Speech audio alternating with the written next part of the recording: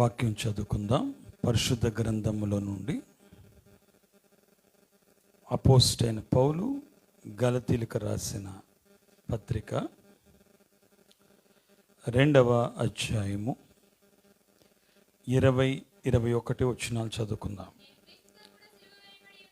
నేను క్రీస్తుతో కూడా సిలువ వేయబడి ఉన్నాను, ఇక జీవించువాడను నేను కాను, క్రీస్తే నా యందు జీవించుచున్నాడు. నేను ఇప్పుడు శరీరమందు జీవించుచున్న జీవితము నన్ను ప్రేమించి నా కొరకు తను తాను అప్పగించుకొనిన దేవుని కుమారుడి అందరి విశ్వాసం వలన జీవించుచున్నాను. నేను దేవుని కృపను నిరర్ధకము చేయను. నీతి ధర్మశాస్త్రం వలనైతే ఆ పక్షమందు క్రీస్తు చనిపోయినది చాలు, నిష్ప్రయోజనమే. చిన్న ప్రార్థన చేసుకుందాం వాక్యం కొరకు. సర్వోన్నతుడవైన మా తండ్రి, దయగలిగిన కృపగలిగిన యేసయ్య, మరొక మారు నీ పాద సన్నిధికి మమ్మల్ని నడిపించి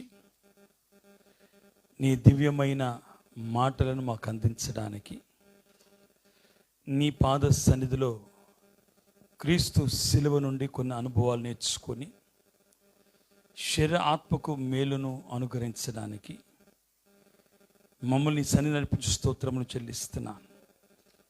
ఈ ప్రత్యేక సమయంలో నీ మాటలు వినగోరుచుండగా వీక్షిస్తున్న బిడ్డలు, ఎక్కివించిన ఆరాధన పాల్గొన్న బిడ్డలకు సిలువ నుండి ఏ ఆశీర్వాదము సర్వలోకానికి అందించాలనుకున్నావో ఆ నీ సిలువ వ్యర్థం కాకున్నట్లు నీ దీవెన మా ఎడల కుమ్మరించబడి మమ్ములను ఏ రూపములో చూడాలని ఆశించావో అట్టి రూప లావణ్యములు మాకు అద్దివేయమని నీ రాకడ కొరకు సిలువ ద్వారా సిద్ధపరచుమని యేసు నామములో మిక్కిలి బ్రతిలాడి వేడుకొనుచున్నాము తండ్రి. ప్రియమైన దేవుని పిల్లలారా, పౌలు గలతీయులకు రాసిన పత్రిక చాలా ప్రాముఖ్యమైనది అని గడిచిన వారం కూడా మనం వింటూ వచ్చాం. యూదులు అన్య ఆచారములను పౌలు బోధించిన తర్వాత ఆయన బోధ సరైనది కాదని, అసలు పౌలే సరైన వాడు కాదని, మన యొక్క ఆచారములను మీరు పాటించాలి అని సంఘానికి బోధించిన కాలములో, సంఘము గలిబిలి కలిగిన కాలములో అనేక విషయాలు పౌలు వారి మరొకసారి విశ్వాసం స్థిరపరచడానికి రాసిన ప్రాముఖ్యమైన ఉత్తరమే ఈ గలతీ సంఘానికి రాసిన పత్రిక అని జ్ఞాపకం చేస్తున్నాను. యూదులు వారి యొక్క బలులను గురించి, యూదులు సున్నతిని గురించి, యూదులు వారి యొక్క కర్మ ఆచారముల గురించి వారిని బలవంతం చేసినప్పుడు పౌలు వాటి విషయములో ఎలాంటి విశ్వాస స్థిరత కలిగి ఉండాలి, ఆచారములు ఎంతవరకు వారిని నీతిమంతులుగా మారుస్తుంది, సిలువను బట్టి ఎలాగ సంఘం స్థిరపడాలో జ్ఞాపకం చేస్తున్నారు. ఉదాహరణకి 2-3 మాటలు జ్ఞాపకం చేస్తాను. ఇశ్రాయేలు ప్రజలు మోషే ద్వారా అందుకున్న అనేక ఆజ్ఞలు, కట్టడలు, విధులు వారు వెళ్ళే కొద్దీ మనకి 10 ఆజ్ఞలు కనపడుతున్నాయి. మోషే తర్వాత మరికొన్ని కట్టడలు, విధులు వారికి అనుసరిస్తూ వచ్చారు. దాదాపు మోషే 613 ఆజ్ఞలను ఇశ్రాయేలుకి అందించారు. కానీ రానున్న దినములలో, అంటే నేటి దినవరు చూస్తే ఆ ఆజ్ఞల కట్టడలను వీరు కొన్ని వేలుగా మార్చుకున్నారు, కొన్ని వేల కట్టడలుగా. ఉదాహరణకి నేడు కూడా మరి సబ్బాతు దినమును ఇశ్రాయేలు ఆచరిస్తారు. యూదులు సబ్బాతు దినమున లిఫ్ట్ ఎక్కరు చాలామంది. ఒకరు ఎక్కిన బటన్ నొక్కకూడదు అంటారు, ఎందుకంటే అది పని చేసినట్లు. కాబట్టి ఒక గుండెకి సూది పెట్టరు, అది పని చేసినట్లు. ఒక నేల మీద ఒక కర్రతో అలా గీయరు, ఎందుకంటే అది దున్నినట్లు అంటారు వాళ్ళు. ఇలాంటి చిన్న చిన్నవి పనికిరానివన్నీ కూడా ఆచారాలు పెట్టుకోవడం మొదలుపెట్టారు. ఒక వింతైన అనుభవం చెప్తాను నేను. ఒకసారి యెరూషలేం వారు లేకపోతే ఇశ్రాయేల్ ప్రజలు శత్రువుతో యుద్ధం చేసే సమయంలో సబ్బాతు దినం వచ్చింది. సబ్బాతు దినమున వారు గమనించండి, పని చేయకూడదు. అలాంటి పరిస్థితులలో శత్రు ఊరుకోడు. వారు యుద్ధానికి ముందుకు వస్తున్నప్పుడు వారంతట వారు తీసుకున్న నిర్ణయం ఏంటంటే, కుడి చేత్తో యుద్ధం చేస్తే తప్పు, ఎడం చేత్తో చేస్తే తప్పు లేదని. ఇలాంటి పనికిరాని ఆచారాలు ఎన్నో కల్పించుకొని సంఘానికి వింతైన అనుభవాలు నేర్పించుతున్నప్పుడు పౌలు అందుకే గద్దిస్తూ, క్రీస్తు అర్పణ తర్వాత బలులు అక్కర్లేదు. కోడలు కానీ, మేకలు కానీ, గొర్రెలు కానీ, ఎద్దులు కానీ, వాటి యొక్క రక్తం వలన పాపము పోదు, అది పాపం పోగొట్టడం అసాధ్యమైనది అని జ్ఞాపకం చేస్తూ, క్రీస్తు అర్పణ సమస్తానికి మూలమైనది కాబట్టి ప్రభు శిలువలో మన కొరకు ఆయన బలి అవడం బట్టి కలిగే గొప్ప ఆశీర్వాదాన్ని సంఘాన్ని మరొకసారి సిద్ధపరిచి బలపరచంగా హెచ్చరించడానికి ఈ గలతీ పత్రిక రాశారు అనే సంగతి మనం జ్ఞాపకం చేసుకోవాలి అని మీకు మనవి చేస్తున్నాను. కాబట్టి ప్రియమైన దేవుని పిల్లలారా, ఇలాంటి శ్రేష్టమైన పత్రికలో పౌలు ఈరోజు మనకు నేర్పించే అనుభవం ఏంటి అని అడిగితే, తనకి క్రీస్తుకున్న పరిచయం ఏంటి, క్రీస్తును బట్టి ఆయన కలిగిన బోధను జ్ఞాపకం చేస్తున్నాను. పోయిన వారం కూడా ఆ మాట గుర్తు చేశాను. ఎందుకంటే నేను కాక ఒకవేళ పరలోకం నుండి దూత వచ్చి చెప్పినా మీరు వినొద్దు, నా బోధకు సరైతే తప్ప. ఎందుకు ఇంత స్ట్రాంగ్ అన్నాడంటే, నేను దేవుని దగ్గర నుంచి అందుకొని మీతో మాట్లాడుతున్నాను కాబట్టి నా బోధ సరైనది అని హెచ్చరిస్తూ, తనకి ప్రభుకున్న సంబంధాన్ని శారీరకంగా పౌలుకి ఎప్పుడు ప్రభుతో సంబంధం లేదు. ఆయన ఎప్పుడు ప్రభుతో నడవలా, ప్రభును చూడలేదు. కానీ తన ఆత్మీయంగా ప్రభుకున్న సంబంధాన్ని, దేవునితో ఆయనకున్న అంతరంగ ప్రత్యక్షత అనుభవాన్ని ఆయన జ్ఞాపకం చేస్తూ ఈ చక్కటి పత్రిక రాశారు అని మీకు జ్ఞాపకం చేస్తున్నాను. యూదులు గమనించండి, క్రియల వలన నీతి కలుగుద్దని వారి యొక్క ప్రాముఖ్యమైన బోధ. కానీ పౌలు అలా కాదు. నేను నీతిమంతుడను కాదు, క్రీస్తును బట్టే నేను నీతిమంతుడను, కాబట్టి ఆయన కృపను బట్టి నేను నీతిమంతుడను, కానీ నా క్రియలను బట్టి నేను నీతిమంతుడుగా తీర్చబడలేను. అది పౌలు యొక్క బోధ. కాబట్టి యూదుల బోధకి పౌలు బోధకి గలిబిలిగా ఉన్నప్పుడు వారిని స్థిరపరచడానికి రాసిన ప్రాముఖ్యమైన అంశము. ఈరోజు ఈ అంశం మీ ముందు ఉంచడానికి కారణం ఏంటి అంటే, మనము కూడా జాగ్రత్తగా నేర్చుకోవాలి ఇలాంటి అనుభవాన్ని. కాబట్టి నీతిమంతులుగా మార్చబడాలి అంటే మనంతట మనం తీర్చబడలేం గనుక మన క్రియలు కానీ, మన యొక్క ఆలోచనలు కానీ, మన యొక్క ఆచారంలో కానీ నీతిమంతులుగా మార్చలేవనే సంగతి మనం కూడా గుర్తించి, క్రీస్తు యందు విశ్వాసాన్ని బట్టి మనం నీతిమంతులుగా మార్చబడతామని అయ్యగారు ఒక మంచి మాట అన్నారు. ఆ మాట ఏంటంటే, విశ్వాసానికి ఒకవేళ కూతురు ఉంటే అది నీతి అన్నారు.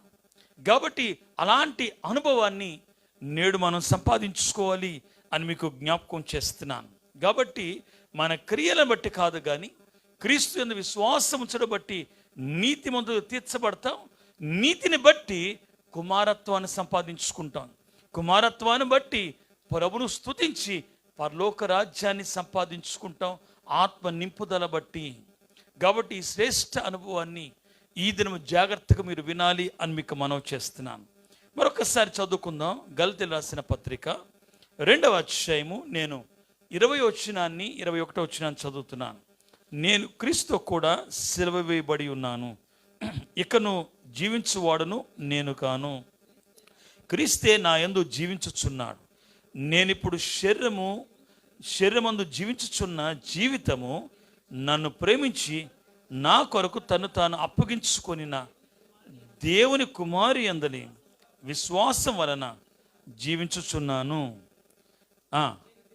నేను దేవుని కృపను బట్టి, దేవుని కృప నిరర్థకము చేయను. నీతి ధర్మశాస్త్రం వలన అయితే ఆ పక్షమందు క్రీస్తు చనిపోయినది నిష్ప్రయోజనము. ప్రియమైన దేవుని పిల్లలారా, ప్రభువైన యేసుక్రీస్తు ఒక కృపా సమాధానములు వాక్యానుసార ప్రవర్తనకు సిద్ధపాటు దేవుడు మనల్ని అనుగ్రహించును గాక. జాగ్రత్తగా, చాలా ప్రాముఖ్యమైన విషయాలు ఉన్నాయి ఈ చక్కటి 2 వచనాలలో. మొదటి ప్రాముఖ్య అంశం ఏంటంటే, నేను క్రీస్తుతో కూడా సిలువేయబడి ఉన్నాను. క్రీస్తుతో పౌలు ఎలాగ సిలువేయబడ్డాడు? అసలు క్రీస్తును చూడని పౌలు క్రీస్తుతో ఎలాగ సిలువేయబడ్డాడు అని అడిగితే, ఆయన భావం ఏంటంటే, క్రీస్తు నా కొరకు చనిపోయాడు, తన కొరకు కాదని. కాబట్టి నా పాపము, నా శిక్ష, నా వ్యాధి తన మీద వేసుకున్నాడు. ఒక మాట చెప్పాలంటే, నేనే ఆయనకు బదులుగా ఉండాల్సిన స్థలం అది. నాకు బదులుగా నేను చేసిన అపరాధములన్నీ తన మీద వేసుకున్నాడు కనుక నన్ను తనతో పాటు సిలువ వేసుకున్నాడు. కాబట్టి నాలో ఉన్న పాత స్వభావాన్ని సిలువలో ప్రభు చంపివేశాడు, దానికి పరిహారం చెల్లించేశాడు కనుక నేను నూతన పురుషుడిగా మార్చబడ్డాను. రెండో అంశం ఈరోజు ప్రాముఖ్యం మాట్లాడతాను. చూడండి, ఆ రెండో అంశం ఏంటంటే, క్రీస్తు నా యందు జీవించుచున్నాడు. నేను ఇప్పుడు, క్షమించండి, రెండో అంశం ఏంటంటే, నేను ఇక జీవించేవాడు నేను కాను, క్రీస్తు నా యందు జీవించుచున్నాడు.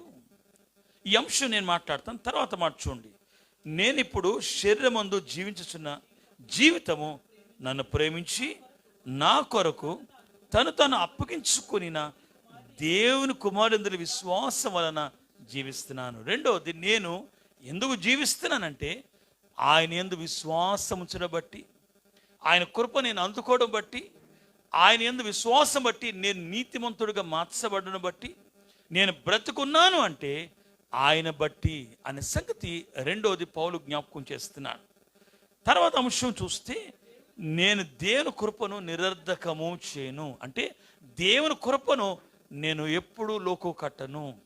అంటే సంఘానికి ఏం నేర్పిస్తున్నాడంటే, ఇదిగో ఇలాగుండాలి. చాలాసార్లు మనం దేవుని కృపను లోకు కడతాం, దేవుడు క్షమిస్తే దాన్ని లోకు కడతాం. గమనించండి, రానున్న దినములలో ఇలాంటి పరిస్థితి మీకు ఉండకూడదు. దేవుని కృపను లోకు కడితే దేవుని శిక్ష తప్పదు అనే సంగతి ఈ యొక్క మాటలు హెచ్చరిస్తున్నారు. చివరిగా ఆయన అన్న మాట ఏంటంటే, ఒకవేళ నీతి ధర్మశాస్త్రం అంటే క్రియల వలన నీతి అయితే, ఒకవేళ అలాగైతే అసలు యేసు ప్రభు సిలువే నిష్ప్రయోజనము. కాబట్టి కృపను బట్టి, దేవుని బట్టి నీతిమంతులు తీర్చబడతాం, కానీ సిలువ రక్తాన్ని బట్టి మనం నూతన పరచబడతాం, కానీ మన పాప క్షమాపణ కలుగుద్ది, కానీ మీ అంతటా మీరు పరిశుద్ధులుగా నీతిమంతులుగా మార్చబడలేరు అనే సంగతి పౌలు జ్ఞాపకం చేస్తున్నాడు.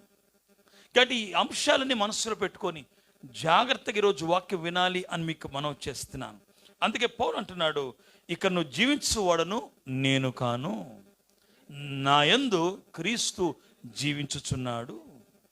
చాలా చక్కటి అనుభవాన్ని మీకు అర్థం కావడానికి జ్ఞాపకం చేస్తాను. పౌలు తాను బ్రతుకుతున్నాడు, కానీ తన బ్రతుకు నాది కాదు, ప్రభునది అని జ్ఞాపకం చేస్తున్నాను.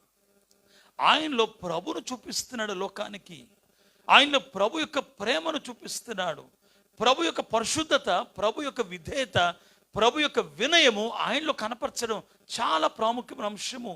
సంఘానికి ఎందుకు ఈ మాట చెప్తున్నారంటే, మీరు కూడా ఇలాగుండాలి. నేను ఒక మాట చెప్తాను, చాలా జాగ్రత్తగా వినాలి. వచ్చిన ఉదాహరణ చెప్తాను. నేను ఒకసారి ఒక గ్రద్ద యొక్క గుడ్డు కోడి పిల్లలతో పాటు కూడా పొదిగించబడిందంటే, ఒక రైతు ఎవరో అలా దాన్ని దొరికితే అది కూడా కోడి పిల్లలతో పాటు పొదిగించాడు. కొన్ని రోజులకి ఆ కోడి పిల్లలన్నీ పెట్టింది. గమనించే, గుడ్లన్నీ పొదిగినప్పుడు పిల్లలు తయారైన, దాంతోపాటు ఈ గ్రద్ద యొక్క గుడ్డు కూడా మరి పిల్లగా మార్చబడి కొంతకాలానికి కోడి పిల్లలతో పాటు ఈ గ్రద్ద పిల్ల కూడా కోడి పిల్లలాగే వాటితో పాటు తిరుగుతూ ఉంది. చాలా కాలం అయిపోయింది, కొంచెం పెద్ద అవుతున్నాయి అన్నీ కూడా. ఈ కోడి పిల్లలు ఒకసారి పైన చూస్తున్నప్పుడు గ్రద్దలు ఎగురుతున్నాయంట. ఈ గ్రద్ద పిల్ల అడిగిందంట మిగతా కోడి పిల్లల్ని, ఆ పైన పక్షి చూడు ఎంత అందం కనపడుతుందో, ఎంత హాయిగా ఎగురుతుందో.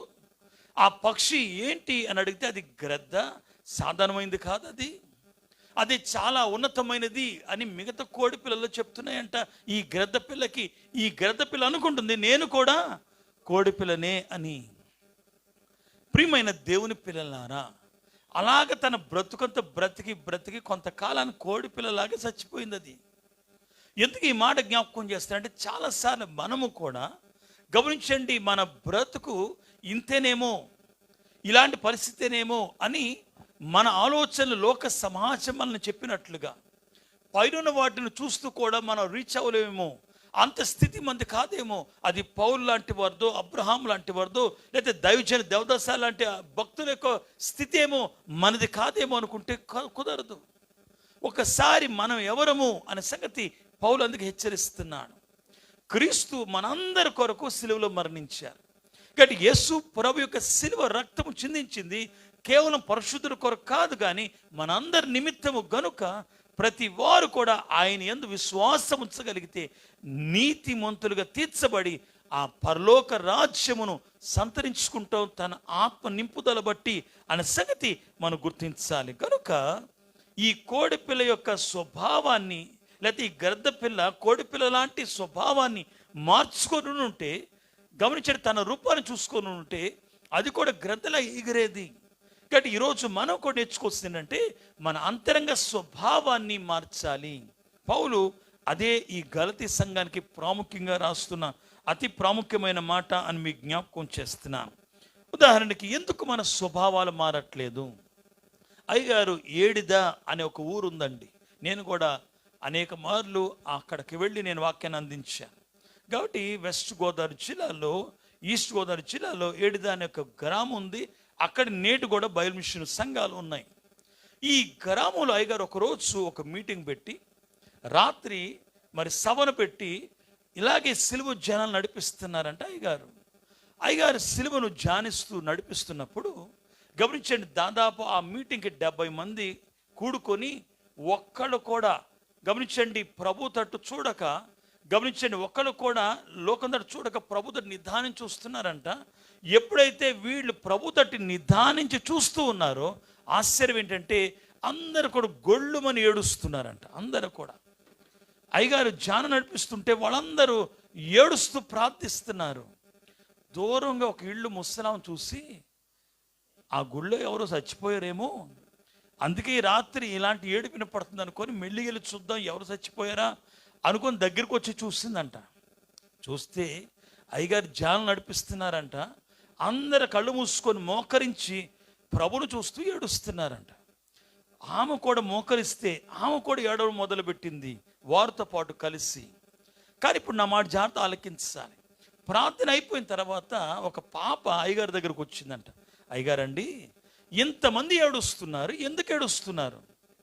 నాకెందుకు ఏడుపు రావట్లేదు, నాకు అసలు ఏడుపే రావట్లా, మరి వీళ్ళందరూ ఏడుస్తున్నారు కానీ నాకెందుకు కన్నీరు రావట్లేదని అయ్యగారిని అడిగిందంట. అయ్యగారు నవ్వి, నీవు మారు మనసు పొందాలమ్మా అన్నారంట.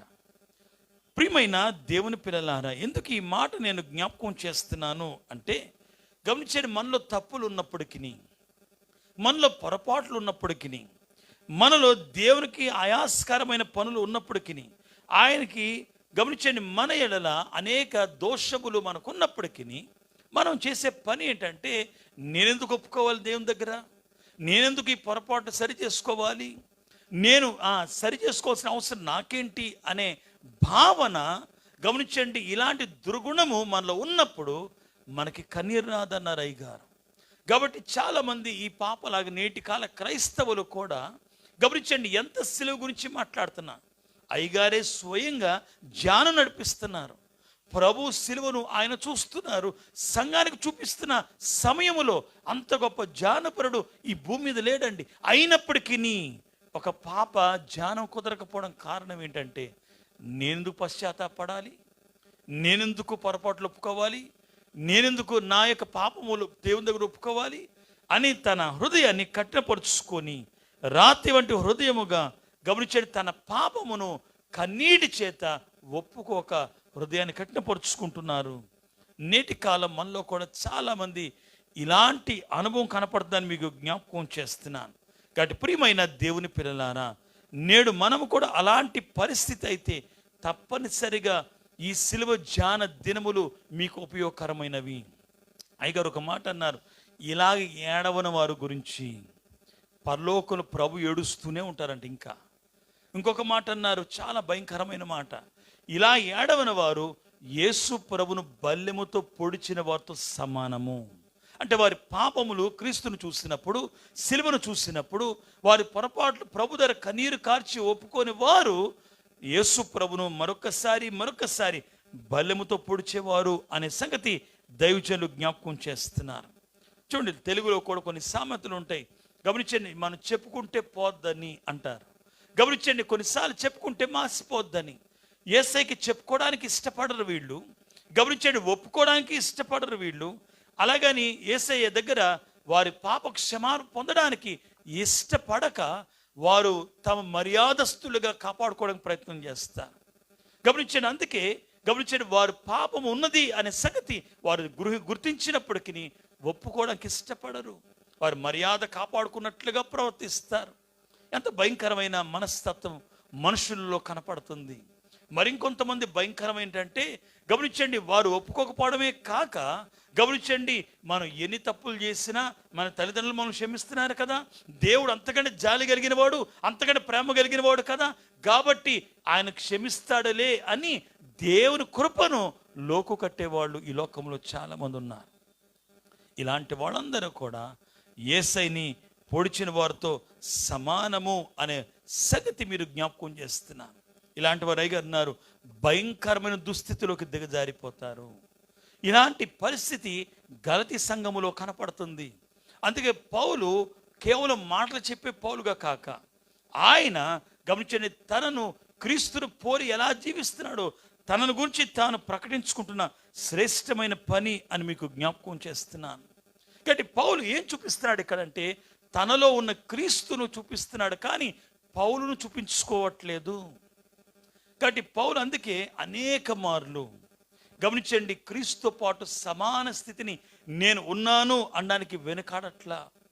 ఉదాహరణకి గమనించండి, పౌలు యేసు ప్రభు అయితే ఒక్కసారి ఒకటి తక్కువ 40 కొరడా దెబ్బలు తీసుకుంటే, పౌలు 5 సార్లు ఒకటి తక్కువగా కొరడా దెబ్బలు 39 కొరడా దెబ్బలు తిన్న అనుభవాలు ఉన్నాయి. కొన్నిసార్లు బెత్తంతో కొట్టించుకున్నాడు, కొన్నిసార్లు రాళ్లతో కూడా కొట్టించుకున్నాడు. ప్రతి పరిస్థితిలో కూడా ఆయన ప్రభునే చూపించాడు, కానీ ఎక్కడ సమాజం మీద కానీ, లోకం మీద కానీ, ఆ కాలంలో ఉన్న యూదుల మీద కానీ తాను తిరుగుబాటు చేయలా. ఒకప్పుడు సౌలుగున్న పౌలు గమనించండి, ఒకప్పుడు సౌలుగున్న స్థితి చూస్తే కనపడిన వారందరినీ గృహంలోంచి బయట ఈడ్చుకోలాకొచ్చి హింసించిన పౌలు ఇంత గొర్రెపిల్ల స్వభావంగా మారడం కారణం ఏంటంటే, ఆయన కాదు, నాలో బ్రతుకుతున్నది ఎవరు? ప్రభు. మనం చాలాసార్లు చేసే ఒక పని ఏంటంటే, ప్రభు దగ్గర కూడా మనం పెత్తనం చెల్లించాలనుకుంటాం, ఇక్కడ మనం గొప్పగా ఉండాలనుకుంటాం. ఎప్పుడు ఆ మాట మనలో కనపడకూడదు. ఎంత గొప్పవారైనా, ఎంత విద్యావంతులైనా, ఎంత ధనికులైనా, ఎంత గొప్ప ఆధిక్యత మీకున్నప్పటికీ మీరు ప్రభు దగ్గర దాసులు అని పొరపాటు కూడా మర్చిపోబాకండి. ఎందుకు ఈ మాట జ్ఞాపకం చేస్తానంటే, దేవుని దగ్గర కూడా సులువుగా పరలోకాన్ని వెళ్ళాలి అనుకుంటే కుదరదు. మనకున్న ఏకైక మార్గము సిలువే. కాబట్టి పౌలు గమనించండి, ఈ అనుభవాన్ని జ్ఞాపకం చేస్తూ వస్తున్నాను. ఒక చిన్న ఉదాహరణ చెప్తాను నేను. ప్రియమైన దేవుని పిల్లలు, ఒకసారి ఒక రైతు కొన్ని పురుగులు తీసుకొని అరణ్యము దాటి అవతలకి వెళ్ళి వాటిని అమ్మి, గమనించి కొన్ని పక్షి యొక్క ఈకలు కొనుక్కొని వచ్చేవాడంట. వాటిని అమ్మి తీసుకొని వచ్చేటప్పుడు ఆ ఈకలతో కొన్ని బొమ్మలు చేసి ఎక్కువ రేటుకి అమ్ముకుండేవాడంట. ఒకసారి ఒక పక్షి చూసి, గమనించండి, ఉన్న కథ ఇదంతే, వెళుతున్న రైతు ఏం చేస్తున్నావు అని అడిగాను.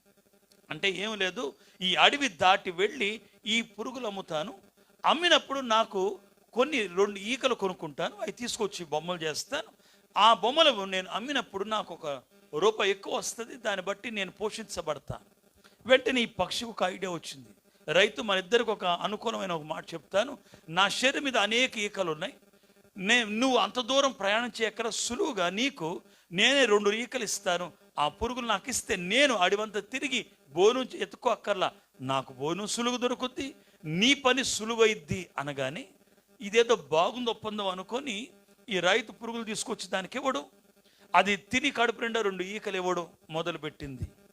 సులువుగా పని అయిపోతుంది అనుకుంటుంది పక్షి, సులువుగా వీడి కూడా పని అయిపోతుంది అనుకుంటున్నాడు. ఆశ్చర్యం ఏంటంటే కొన్ని దినాలు అయిపోయినాయి. అలాగా పక్షి ఒంటి మీద ఉన్న ఈకలన్నీ అయిపోయినాయి. ఎండ వస్తే తట్టుకోలేకపోతుంది, చలి వస్తే తట్టుకోలేకపోతుంది, జబ్బులను వచ్చేసినాయి ఆ పక్షికి. కొన్ని దినాలకి అది భయంకరమైన చావుతో చనిపోయింది. అటు ఎగరలేదు, ఆహారం తెచ్చుకోలేదు. దానికి ఈకలు అయిపోగానే ఆహారం పెట్టేవాడు లేడు, కాబట్టి దాని పురుగులు ఇచ్చేవాడు లేడు. అది వెళ్ళాలి అంటే అక్కడి నుంచి ఎగరడానికి ఈకలు లేవు. కాబట్టి ఆహారం లేక వ్యాధితో చలితో బాధపడి ఎండలో అది ఎండిపోయి భయంకర దుస్థితితో చనిపోయింది. అప్పుడు అర్థం చేసుకుంది, అరే నేను నాకున్న దాన్ని విడిచిపెట్టి సులువుగా ఆహారం దొరుకుతుంది అనుకున్నాను, కానీ ఈ దుస్థితికి వస్తే నేను అనుకోలేదు. ఈ చిన్న పక్షి ఉదాహరణ మనలో చాలా మందిలో కనపడుతుంది. సులువుగా దేవుని సన్నిధిలో ఉండాలి అనుకుంటాం, కానీ అది మోక్షాన్ని పోగొడుతుంది అనే సంగతి మనం గుర్తించాలి. మన బ్రతుకు ఇంకా దుస్థితులకు దిగజారిపోతాయని గుర్తించాలి. కాబట్టి మనము గమనించండి, కష్టమైన శ్రమైన క్రీస్తు పోలి నడవాలి. ప్రభు మనల్ని ఇలా నడిపించాలని ఉద్దేశిస్తే ఎందుకు ఈ శ్రమ పడాలి, సులువుగా ఈ పని జరుగుతుందంటే కాదు. ప్రభు శ్రమ పడమంటే శ్రమ పడాల్సిందే, నింద పడాలంటే పడాల్సిందే, దేవుని కొరకు ప్రయాస పడాల్సి వచ్చే దగ్గర ప్రయాస పడాల్సిందే, కానీ సులువుగా దేవుని పని జరగదు అని జ్ఞాపకం చేస్తున్నాను. గనుక ప్రియమైన దేవుని పిల్లలారా, ఎందుకు ప్రభు ఈ ఒత్తిడిలో నుంచి, ఈ శ్రమలో నుంచి, ఈ శిలువ మార్గాన్ని మనల్ని కూడా నడిపిస్తున్నారు అంటే ఆ శ్రమల మధ్య నిన్ను చక్కటి రూపాన్ని తయారు చేయడానికి. ఆ సులువు గమనించండి మన రూపాన్ని పోగొడుతుంది. ఆ ధరికి చేరిన గమనించండి గమ్యము చేరలేమనే సంగతి మనం గుర్తించాలి. కనుక ప్రభు సిలువను ఎలాగైతే చూపిస్తూ పౌలును ఆకర్షించాడో, ప్రభు సిలువను బట్టి తన రూపాన్ని ధరించుకున్నాడు. మనము కూడా సంఘము ప్రభును సిలువను పోలి జీవించాలి అనే సంగతి మనం జ్ఞాపకం చేసుకోవాలి.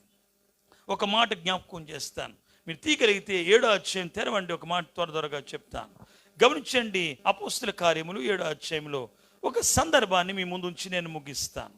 ప్రియమైన దేవుని పిల్లలారా, ఇక్కడ మనకి చివరి వచనాలలో మనకి స్టెఫెను యొక్క చరిత్ర చాలా ప్రాముఖ్యంగా కనపడుతుంది.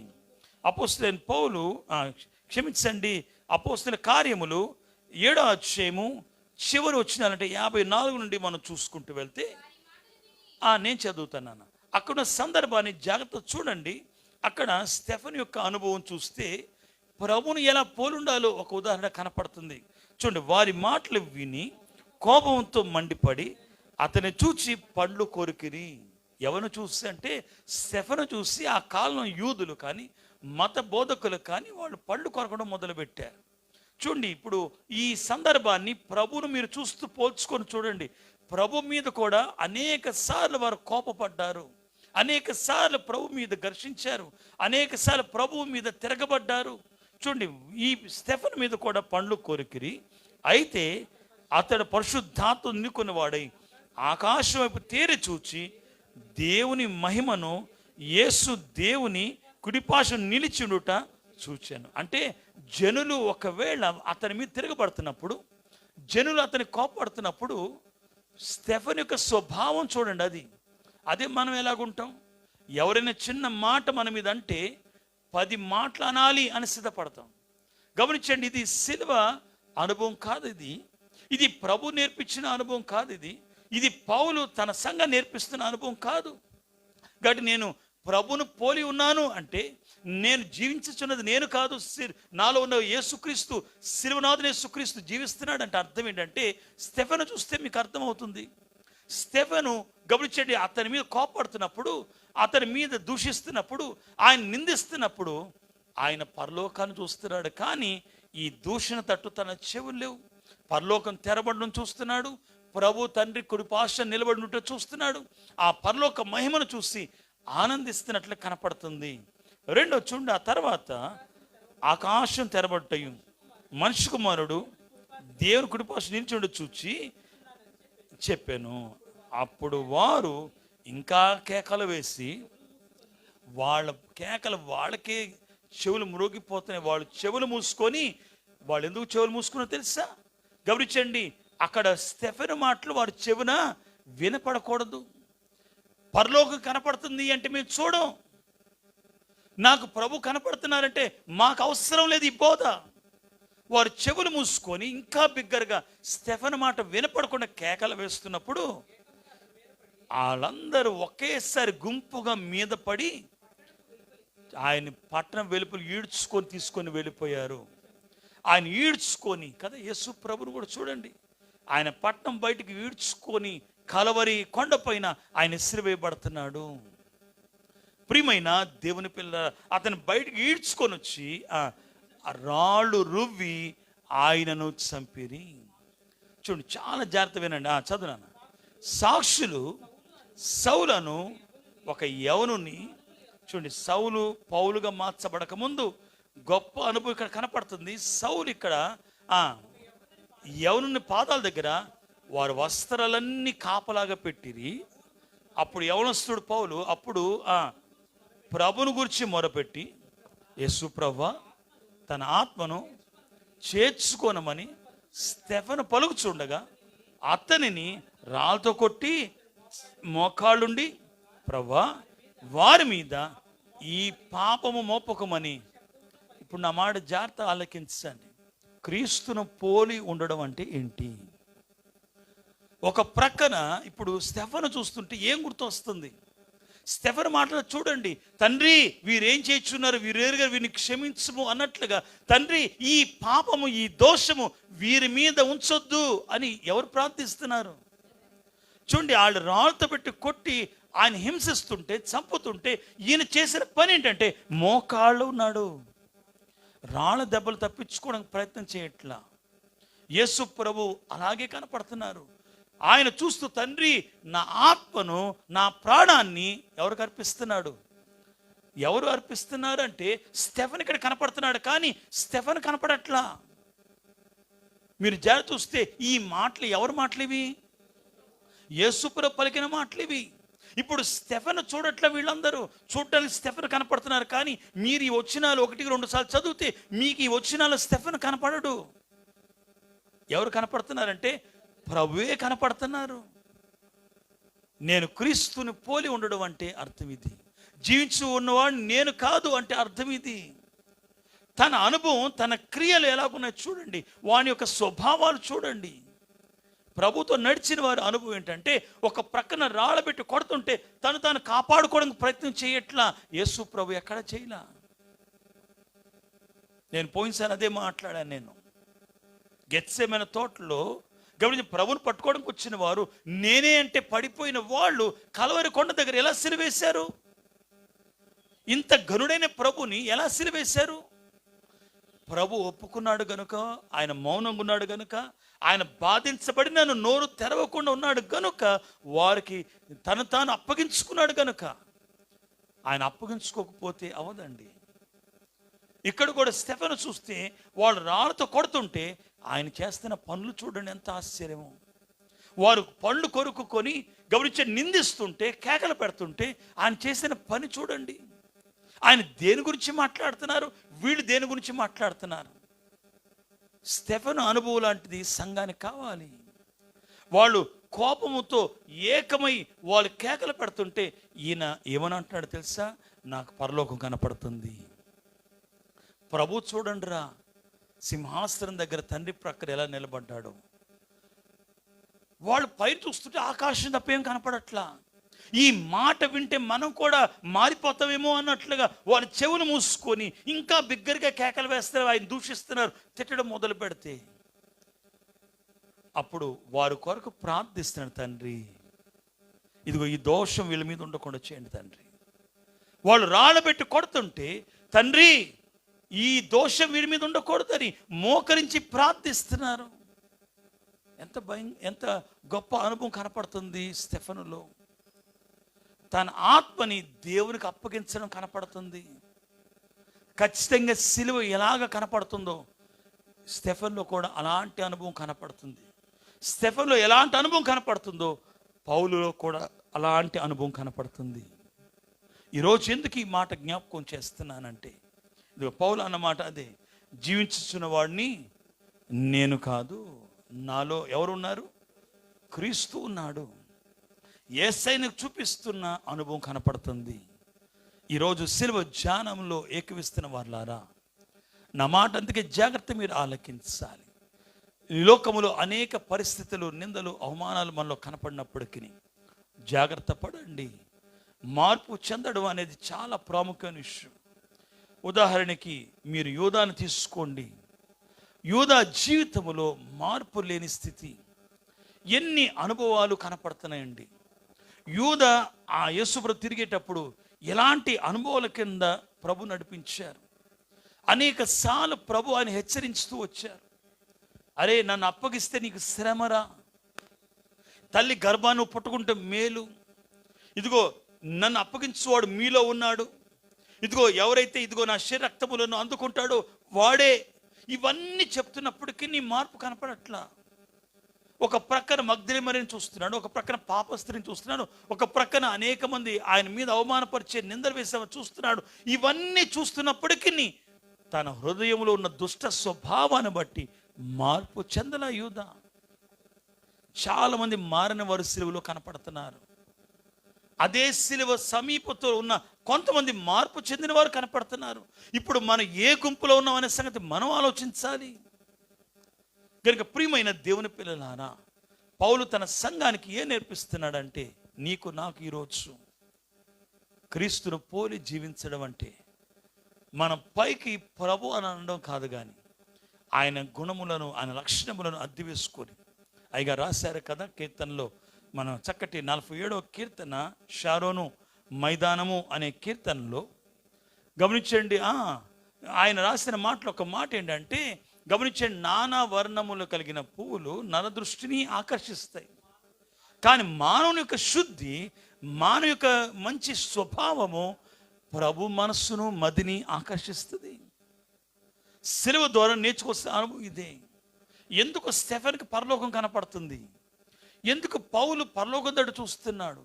ఎందుకు పౌలు అంతరంగముతో, దేవుని అంతరంగముతో సహవాసం ఉంది అంటే, వాళ్ళకున్న ఈ ప్రత్యక్షత కారణం ఏంటంటే, వారు హృదయములో ప్రభుకు అనుకూలంగా వారి స్వభావాన్ని మార్చుకున్నారు. ఈ సిలువ ధ్యాన దినములలో మనం నేర్చుకోవాల్సిన అంశం ఇదే. మన పాత స్వభావం, మనలో ఉన్న నర స్వభావాన్ని చంపేసుకొని క్రీస్తుతో పాటు మనం కూడా సిలువ వేయబడాలి.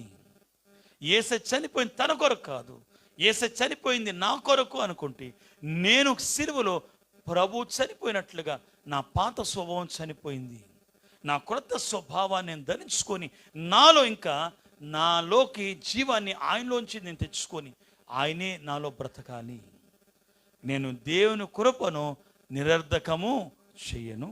గాడి దేవుడు కృపిస్తున్నాడు కదా, సమయిస్తున్నాడు కదా, క్షమిస్తాడులే అని అనుకుంటూ ఉంటే ఒక సమయం వస్తుంది, దేవుడు నిన్ను క్షమించడం ఆపివేసి నీ హృదయాన్ని ఇంకా కఠినపరుస్తాను. చిన్న మాట చెప్పి నేను ముగిస్తాను.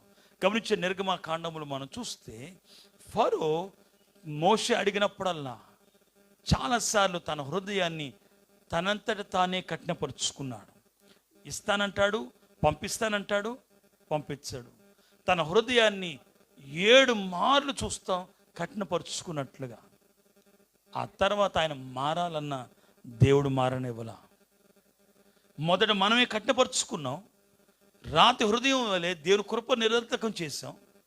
ఆ తర్వాత నువ్వు మారాలన్న దేవుడు అవకాశం ఇవ్వడు. చాలామంది ఏమనుకుంటారంటే, యవన కాలం అంతా ఇష్టానుసారం బ్రతికేసి చివరిలో ప్రభావాన్ని క్షమిస్తుంటే దేవుడు క్షమించేస్తాడనుకుంటాం. పొరపాటు అది. పొరపాటు కూడా దేవుడు ఆ పని చేయడు. వారికి దేవుడు రక్షణ అనుగ్రహించబడదు. ఎందుకు అని అడిగితే, వాడికి అవకాశం లేక మారిన వాడైతే పర్వాలా, కానీ అవకాశాలను కృపను నిర్లక్ష్యం చేసిన వాడికి దేవుడు అవకాశం ఇవ్వడు, మారడానికి అవకాశం ఇవ్వడండి. అలాంటి వారు పరలోకానికి అక్కర్లేదు. ఎందుకంటే వాడు దేవుణ్ణి వెర్రివాడుగా చూశాడు కనుక దాని బ్రతుకంతా, దేవుని చేతకారివాడుగా చేశాడు కదా దాని బ్రతుకంతా. గనుక చాలాసార్లు నేర్చుకోవాల్సిన అనుభవం ఇదే. దేవుని కృప నిరంతరం చేయొద్దు, మీ క్రియలను బట్టి కాదు. కొంతమంది గమనించే పనులు చేస్తారు పైకి, కానీ అంతరంగంలో క్రీస్తు ఉండడు. పైకి క్రియలు బట్టి అయితే మీరు నీతిమంతులు ఎప్పటికీ మార్చబడరు. మీ క్రియలు క్రీస్తుని విశ్వాసాన్ని బట్టి అయితే, అలాగ చేస్తే సిలువ మీకు నిష్ప్రయోజనమే, ఉపయోగం లేదు. కనుక పౌలు సంఘాన్ని నేర్పిస్తున్నాడు, మీ క్రియలు బట్టి కాదు, కానీ మీరు ప్రభునందు విశ్వాసం ఉంచండి, ప్రభునందు క్రీస్తు రక్తములో కడగబడండి. క్రీస్తును మీరు ధరించుకొని లోకానికి మీరు క్రీస్తును చూపించండి. స్టెఫను ఆ రోజు ఆయన కొడుతున్నప్పుడు ఎవరు చూపిస్తున్నాడంటే, వాడు చూసేవాడు కొంతమంది అనుకుంటున్నారు, యేసేలాగున్నాడు వీడు, యేసేలాగే మాట్లాడుతున్నాడే, యేసు ప్రభు ఇలాగే మాట్లాడాడు, యేసు ప్రభును చూపించినట్లుగా మీ కుటుంబాలకి, సమాజానికి మీలో ప్రభును చూపించండి. మారకుండా ఎలాగుంటారు నేను అంటాను. ఒక మాట చెప్తాను, గడిచిన కాలంలో ఒక మాట గుర్తు చేస్తాను.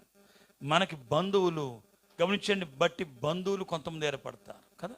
మీకు బంధువులు ఉంటే వాళ్ళని బట్టి వాళ్ళ చుట్టాలు కూడా మీకు బంధువులు అవుతారు. బంధువులు బట్టి బంధువులు అయ్యేవారు ఉన్నారు, కానీ రక్త సంబంధాన్ని బట్టి వచ్చే బంధువులు, ఆ బంధువులకి చాలా తేడా ఉంది, గొప్ప భేదం ఉంది. మీ బంధువులు బట్టి మేము కూడా మావి అంటాడు ఎవడో, నేను కూడా మీకు అక్క అవుతానంటారు, నేను కూడా నీకు ఫలానా అనే వరుస కలుపుతారు. అది లోకములో ఫలానాయని బట్టి మీకు, కానీ మీ రక్త సంబంధ బంధానికి ఆ బంధానికి చాలా తేడా ఉంటుంది. అలాగే గమనించండి, క్రీస్తు రక్తాన్ని బట్టి ప్రభుత్వ బంధువులు అవ్వాలి, కానీ ఏదో ఒక రకంగా బంధువులు అయ్యావంటే యేసు ప్రభుకు అందరు బంధువులే. ఇన్ జనరల్గా చూస్తే అందరూ యేసే బిడ్డలమే కదా, యేసే బిడ్డలమే, కానీ రక్త సంబంధం కావు అందరిని కూడా కదా. ఇప్పుడు పిల్లలు ఉన్నారు, మీరు చాలామంది నా పిల్లలు అంటాను నేను. పిల్లలంటే గమనించే రక్త సంబంధ బిడ్డలు కాదు, కాబట్టి నాకు మీరందరు బిడ్డలాంటి వారు అనే మాట ఇన్ జనరల్ మాట. కానీ యేసు ప్రభుతో అందరం బిడ్డలవండి అంటే ఆ బిడ్డకి ఈ బిడ్డకి ఎంత తేడా అంటే, రక్త సంబంధ బిడ్డకి గమనించండి, బంధువుని బట్టి వచ్చిన బంధువులు బట్టి బిడ్డకి ఎంత తేడో అంత తేడా. కాబట్టి యేసు రక్తమును బట్టే మనం బంధుత్వాన్ని సంపాదించుకోండి. ఒక మాట చెప్తాను, అలాంటి వారు మాత్రమే పరలోకంకి వెళ్తారు. రక్త సంబంధం లేకుండా పరలోకానికి వెళ్ళడం అసాధ్యము. కనుక ప్రియమైన దేవుని పిల్లలారా, యేసు ప్రభు నాలో ఉన్నాడు అంటే క్రీస్తుకు నాకు రక్త సంబంధం ఉంది. కాబట్టి స్టెఫెనుకి ప్రభుకు రక్త సంబంధం ఉంది. నేడు సంఘానికి ప్రభుకు అలాంటి రక్త సంబంధము కలిగి ఉండడం కొరకే మరొకసారి 40 దినాలు. కనుక ప్రియమైన దేవుని పిల్లారా, సిలువ నిదానించి చూడడం కాదు, సిలువ తట్టు చూసి కన్నీరు కాచడం కాదు, సిలువే నీ హృదయంలోకి వచ్చేయాలి. సిలువనాథుడే నీలో జీవించాలి.